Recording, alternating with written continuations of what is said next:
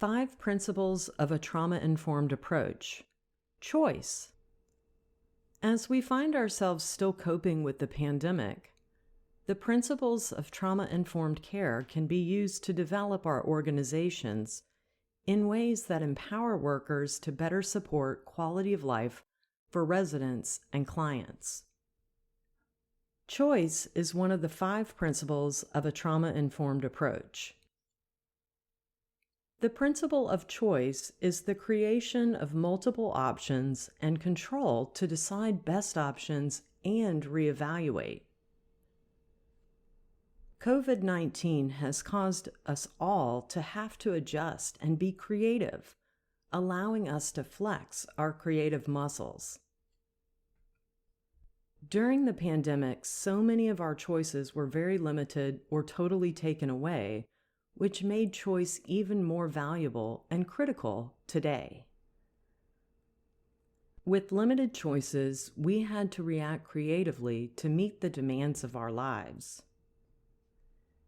It did not feel like we had choices or options as we were navigating this unprecedented trauma.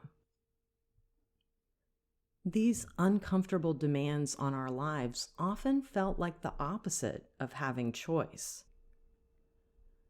Nevertheless, using our creative minds left us collectively more skilled in meeting our needs and ever-changing demands.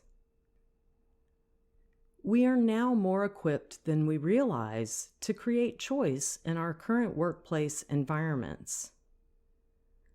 One of the things we've learned is that flexible work approaches do not decrease productivity. Also, we learned that we can still connect and be effective with flexible work arrangements. Practices like self-scheduling can be effective and empowering for workers. Increasing choice in work environments has been found to increase productivity of work teams. An organization can increase choice by creating opportunities for flexible work arrangements. Examples of this might include self-scheduling, changing shift start and end times to accommodate worker needs, using technology to empower workers to coordinate with each other about schedule changes, and reducing the stigma involved in taking time off from work. Once an organization makes the decision to support flexible work arrangements collaboratively with workers, then creating or updating policies is an important next step. When developing or updating a policy document, ask the following questions. What guidelines will you develop to create systems for accountability and tracking by using apps, for example?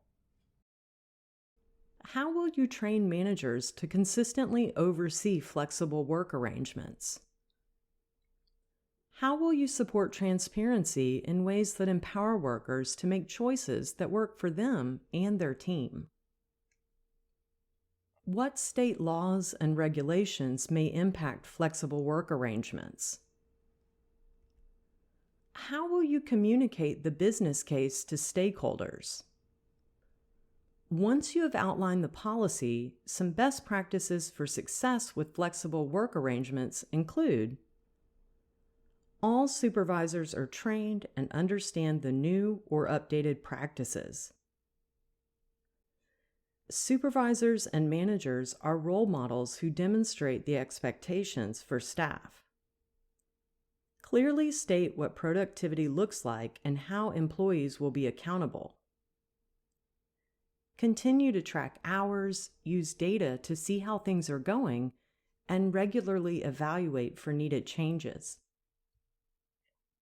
Provide clear and consistent communication through multiple strategies such as huddles, family meetings, and building-wide communications.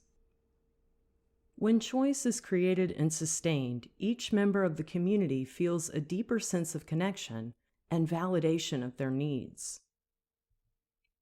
How will you use the principle of choice to support empowerment in your community?